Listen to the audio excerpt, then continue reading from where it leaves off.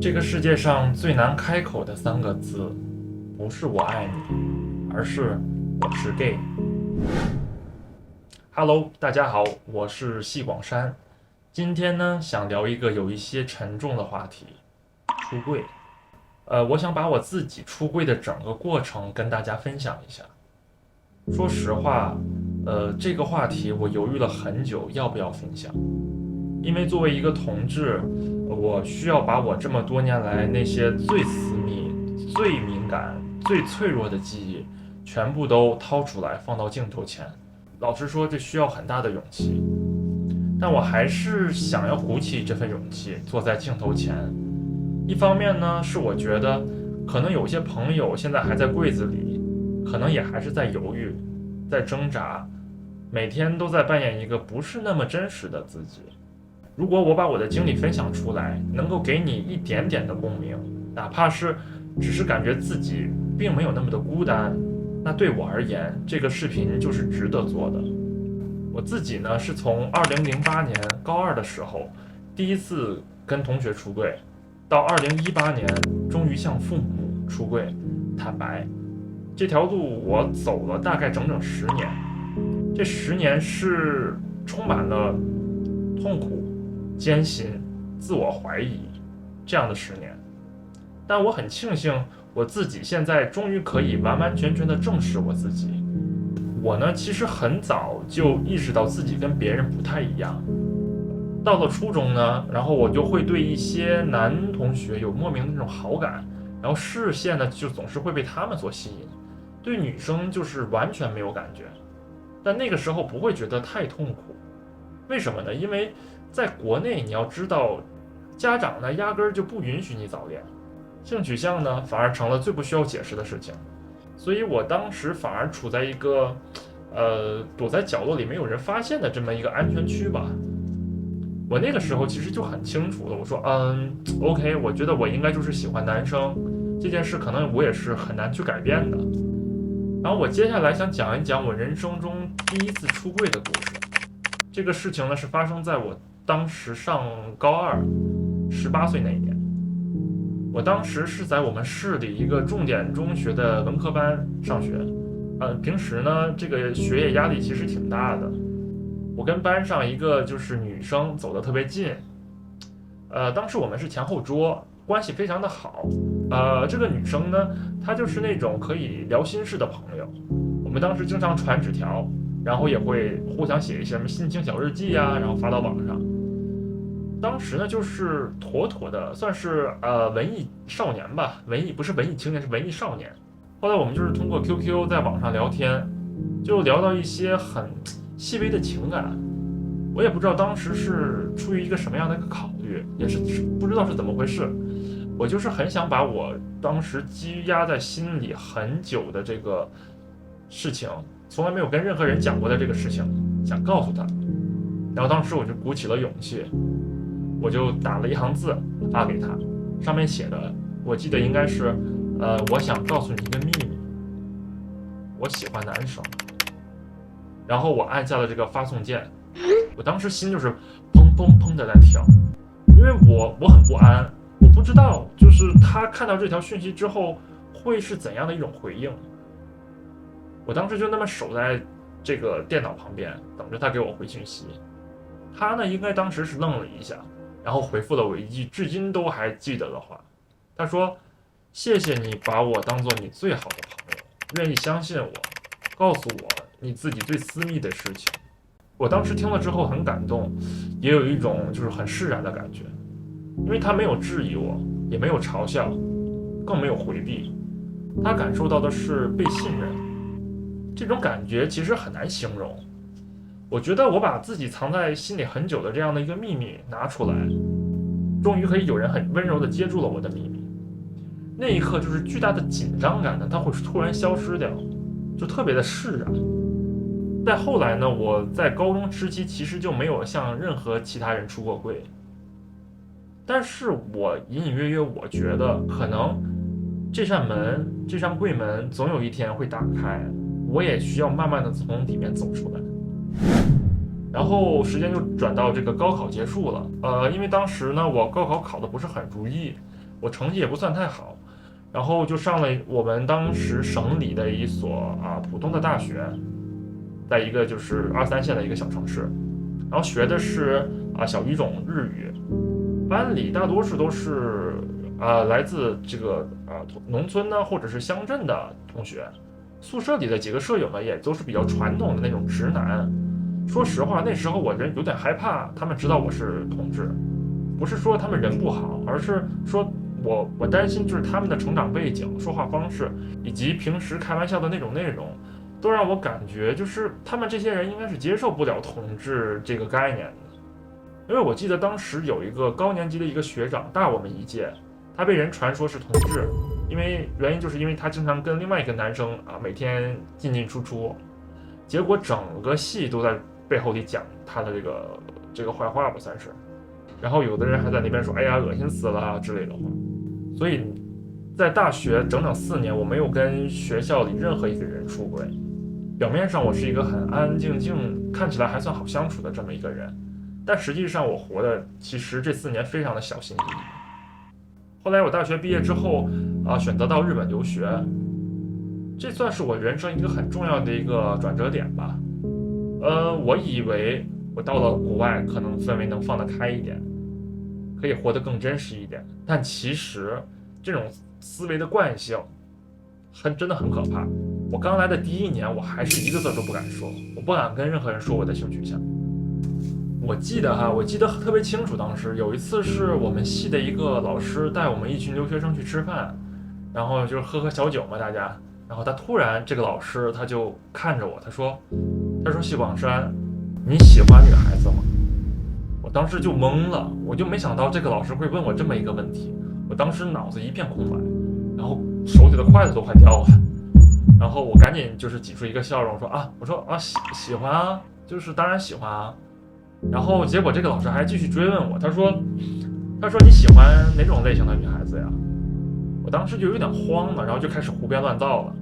我当时不记得自己讲了什么，反正就是撒谎呗，撒谎。然后那顿饭我吃的时候特别的难受，我当时心里很堵得慌，因为我觉得我骗了一个可能明明已经看出点什么端倪的一个人，但是他可能是想试图理解我，但是我把他推走了。你知道吗？就是撒了第一个谎，你之后就可能得编一整套剧本才能圆得上这个谎。我不是说不想说真话，我真的是害怕，我害怕我一旦说了，我就成了他们眼中的异类。直到有一天呢，当时我记得是我刷那个微信的朋友圈，看到了一个在国内的朋友发了一个咸蛋家的一个直播连接，他呢是我以前认识的一个喜欢打篮球的这么一个男生，然后平时打扮呢也特别直男，讲话呢也是那种很爷们儿十足的人。我当时看他分享咸蛋家的这个连接，就顺手回了一句说哈哈哈，你这是要出柜了吗？我当时以为这就只是一个玩笑嘛，结果他秒删了我的留言跟他自己的这个动态。然后我想说，你都看同志直播了，怎么还不敢承认呢？你连这点都不能接受吗？你就那么怕别人知道你是 gay 吗？后来我就突然想到我自己，我不是也一直在做一模一样的事情吗？我不是也是在装，不是也是在怕，不是也是在逃吗？所以那天晚上我一个人在房间里坐了很久，想这个事情，我就突然意识到，也许我为什么在那个瞬间会生气，我生气的并不是他删除了我的消息，而是我生气我自己。第二天呢，我就做了一件对我来说特别重要的事情，我在朋友圈发了一条可能有一点模糊但是态度很明确的一个状态，我没有直接写明我是 gay， 但意思很明显，我就是想宣告大家，我终于决定不再隐藏我自己了。那条状态发出去之后呢，其实我心里挺慌的，因为我就是害怕会有一些不好的影响，所以我提前把我的家人们都给屏蔽掉了。但当时其他的朋友，就比如说同学呀、老师啊、朋友啊，他们都可以看得见。我当时呢，其实是做好了最坏的打算，但是我没有想到的是，我收到的回复留言几乎都是支持和友善的，甚至有的朋友会私信我说，他说，其实我也是同志，但是我没有你这么勇敢，我很佩服你。然后还有几个我印象之中真的是那种钢铁直男的人，然后也会发消息来鼓励我说就做你自己吧，走自己的路，你别管别人怎么说。我当时看到这些留言的时候，真的是眼泪就在眼眶里打转。就是我没有想过，说我藏了这么久，撒了这么多年的谎，居然还是可以被这么多人很温柔的回应。这一刻我就意识到，其实这个世界可能并没有像我们想象的那么坏。但是你要说有没有人反对你，那当然肯定是有。之后呢，我听朋友说，有些高中同学就会在背后议论我，有人呢是好奇，有的人是八卦。然后就说，哎呀，早就知道，早就看出来他是 gay 的，果不其然，果然没看错。然后这其中，也有一些冷嘲热讽吧，算是。我当时听到这些风言风语，其实是有点不舒服的。但我反复告诉我自己一句话，我说，你就是你，你要忠于你的自己，做好自己。至于别人怎么说你，你永远都控制不了。所以发朋友圈这件事呢，虽然当时我还没有完全出柜，但这是我第一次主动在一个公共的场合吧，承认我自己的身份。其实这个恐惧远远没有我想象中的那么夸张，而且我收获到了很多很正向的反馈。真正的朋友，他喜欢的一定是真实的你。如果说对方因为你的性取向疏远了你，那只能说明他爱的只是你伪装的样子。这样的朋友，你说不要也罢，对吧？我前面讲了很多跟朋友出柜的故事，我讲着讲着，好像也都觉得自己哇，怎么自己感觉好勇敢啊？但其实我知道，可能对父母出柜永远都是最难的。为什么这么说呢？因为你面对的是这个世界上你最亲近、最重要的人啊。所以说，出柜这个行为就会变得非常的谨慎。这并不是说我们不信任父母，而是因为说我们太在意他们了。我太怕他们接受不了。我也会害怕他们如果失望了怎么办，伤心了怎么办，如果彻底崩溃了怎么办。我就怕我跟他们的关系可能会真的完完全全的破裂。所以面对他们，哪怕我当时已经接受了我自己，然后跟周围很多人也都出柜了，但是对于父母，我还是一直在保持沉默，依然把这个同志这个身份这个秘密捂得死死的。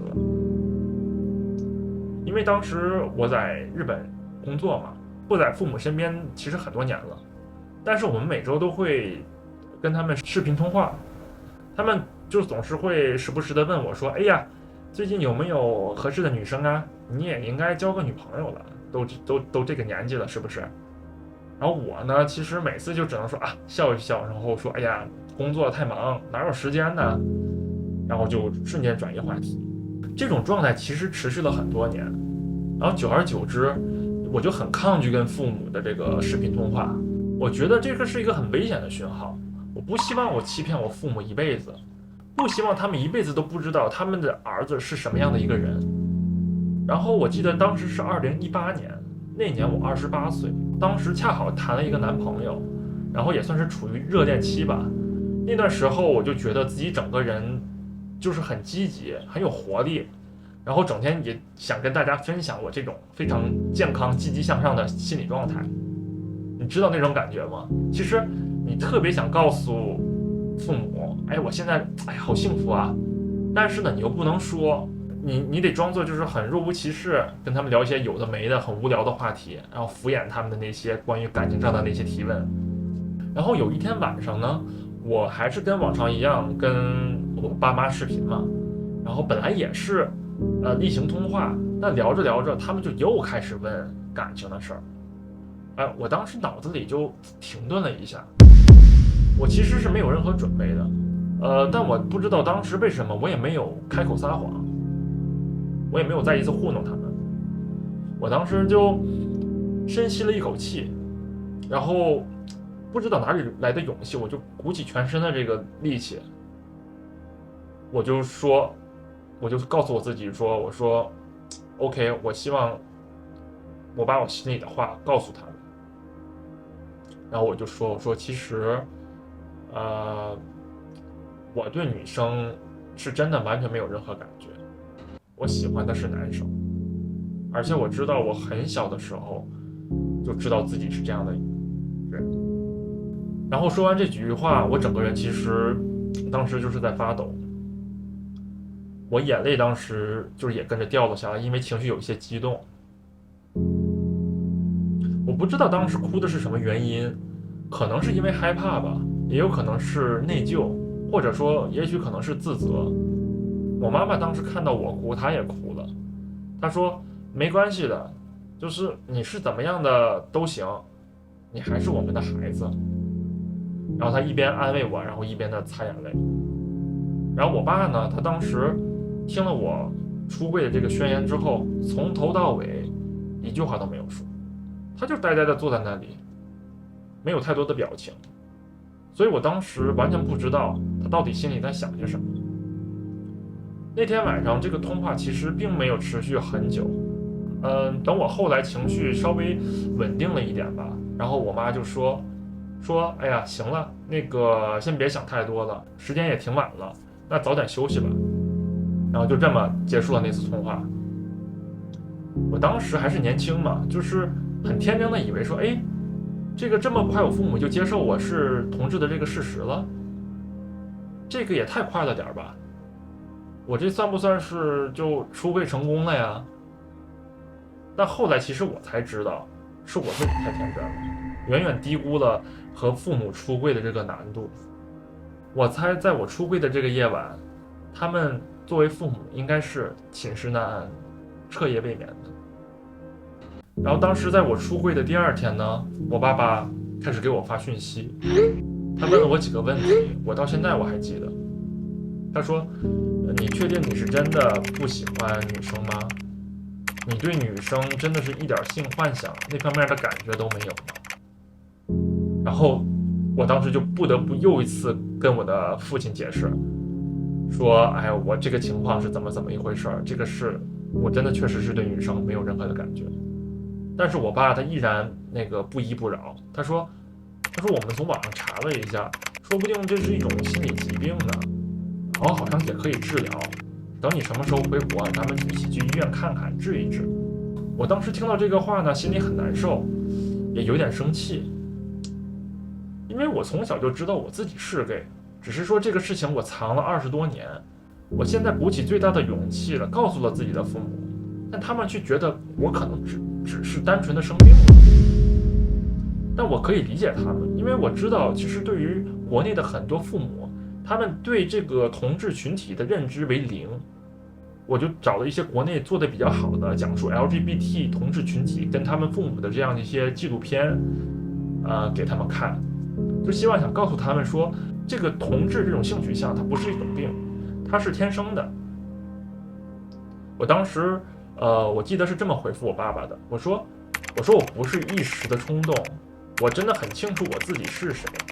我也知道我自己想要什么，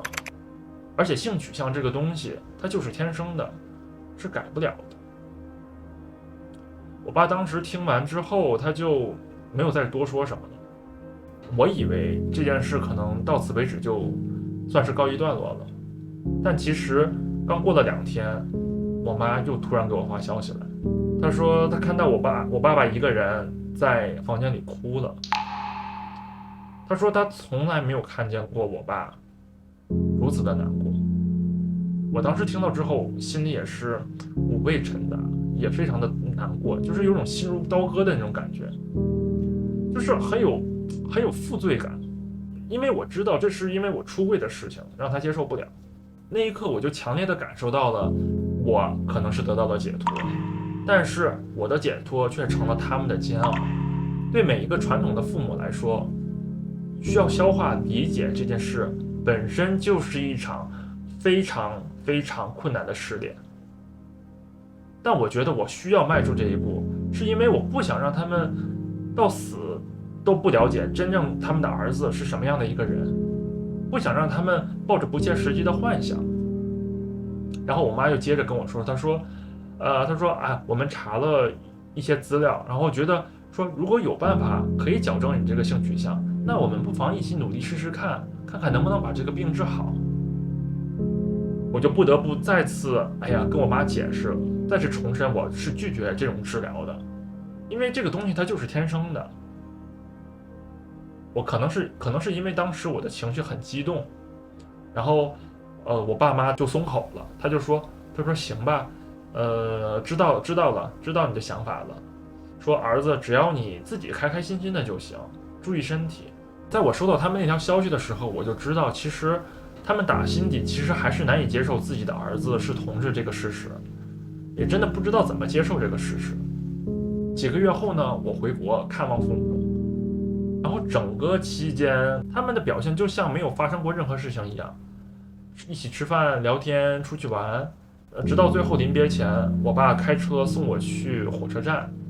路上他才终于开口说，他说你上次给我看的那些资料我跟你妈都看过了，而且都看得很仔细，也大概明白了你的想法。其实我们做父母的想法很简单，只要你自己过得开心快乐就够了。我临走之前呢，然后我爸爸还叮嘱我说那个你一定要平时在跟同性接触的时候注意防护。我知道他肯定是自己查了很多资料，知道这个男同志是艾滋病的这个高发群体，所以他很担心，但是他又不知道怎么提醒我，所以用这种方式来这个很隐晦的、很委婉的提醒我。所以在那一刻呢，我是能感觉到他们是在努力消化我是同志这个事情，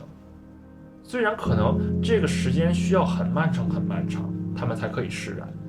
然后我就这么回到了日本，大概过了1年吧。这1年之中，因为经历了这件事情，所以我们不再主动的谈及感情的事情。表面上看可能是清静了，但其实更像是双方都很小心的绕开了这个雷区。我记得有一次我跟我妈妈视频，我主动就问我妈，我说为什么你们都不会再问我相关感情的事情了？然后我妈突然就哭了，她就在镜头面前抽泣起来了。她说我就是想不通，为什么我的孩子跟别人家的孩子就不一样？你一个人老了无依无靠，没有人照顾怎么办？那个时候我才意识到，就是让父母真正的接受同志这个身份，真的是需要一个很漫长很漫长的过程。我当时没有跟着我妈妈一起哭，我当时很努力的控制自己的情绪，然后在一旁安慰我妈妈，我说妈，每个人其实都是少数派，只是我的不一样是在性取向上面，但这总比你的孩子是罪犯好吧？至少我现在四肢安全，生活独立，对吧？身为同志不意味着说我就是要孤独终老，我可以找到伴侣啊，而且也可以通过合法的途径有孩子。所以只要不是生老病死，我觉得都是可以解决的。然后这才把我妈的情绪安抚好。然后第2天，我妈给我发消息，她说她想了1个晚上，她说她想开了很多。她说她回味昨天我跟她说的这些话，他们还需要很多的时间去理解跟接受这个东西。但有一点她重申，她跟我说，她说你永远都是我们的孩子，不管我们一家人遇到怎么样的困难，只要能一起面对，一起解决，那都不是问题。和父母从出柜到和解，其实是经历了很长一段日子，但是却让我真真切切意识到一件很重要的事情，就是也许你的爸爸妈妈一开始不能理解，但他们会努力去爱你，但爱可能并不等于理解，但爱会让他们学着去理解。我觉得在那一刻，我的出柜算是在一定程度上完成了一个很完整的闭环。其实很多人以为出柜就是那种做完了就结束了，是一瞬间的事情，但其实真实的情况是，出柜它永远都不是一个瞬间，它是一个过程，甚至可以说它是一种日常。你可能这辈子都要不断的出柜，你新的朋友、新的同事，甚至是你去体检的医生、剪头发的小哥，只要你没有看起来特别像 gay， 你就总会被默认为是直的，然后你就会被不停的问，你就只能一次又一次的决定这一刻我到底要不要说，要不要撒谎？出柜其实最重要的，从来都不是别人怎么回应你，而是你自己怎么看待你自己。我是细广山，谢谢你观看这期视频，我们下次见。